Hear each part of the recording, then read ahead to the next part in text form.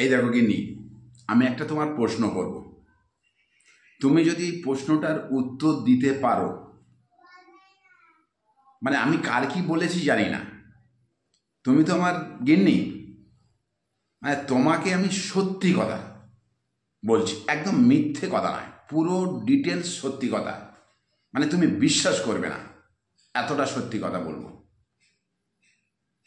আমার একটা প্রশ্ন তুমি যদি উত্তর দিতে পারো, তোমাকে বা তোমার বন্ধুবান্ধব বা তোমার আত্মীয় স্বজন সবাইকে পেট ভরে মিষ্টি আমি খাওয়াবো।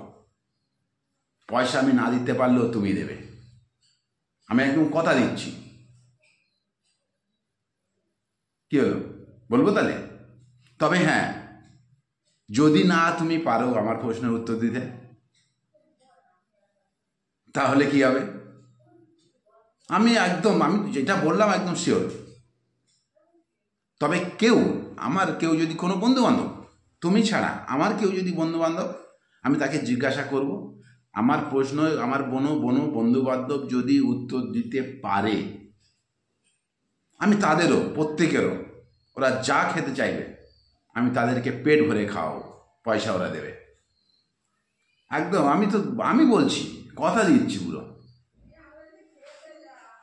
তবে হ্যাঁ, যদি না পারে, কি আমি লেকচার মারছি এখানে?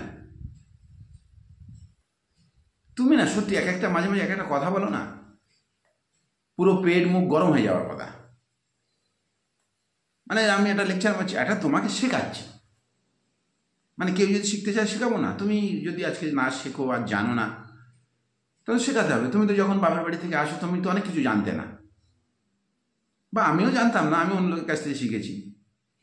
তুমি যখন আসো প্রথম দিন, তোমাকে তো সব শেখাতে হয়েছে। প্রথম দিন, দ্বিতীয় দিন, তৃতীয় দিন, সবই তো শেখাতে হয়েছে। তাহলে শিখতে কোনো বয়স আছে নাকি? শিখতে কোনো বয়স লাগে না। আর্ধেক জিনিস তো আমিও জানি না। না না, কিছু বলিনি, তোমাকে কিছু বলিনি। খাওয়ার কুমির, কাজে কিচ্ছু না। এই শুনেছো নাকি তুমি? দেখো খবরদার, মাকে বলো না, মা আবার একদম অশান্তি তুলকালাম করে দেবে, বুঝেছো? একদম বলবে না। আর শোনো, ওই কি গো, ওই যে চলে গেল। একটা কথা শেখারও ইচ্ছা নেই, মানে অনিচ্ছার মধ্যে সারা জীবন পড়ে আছে।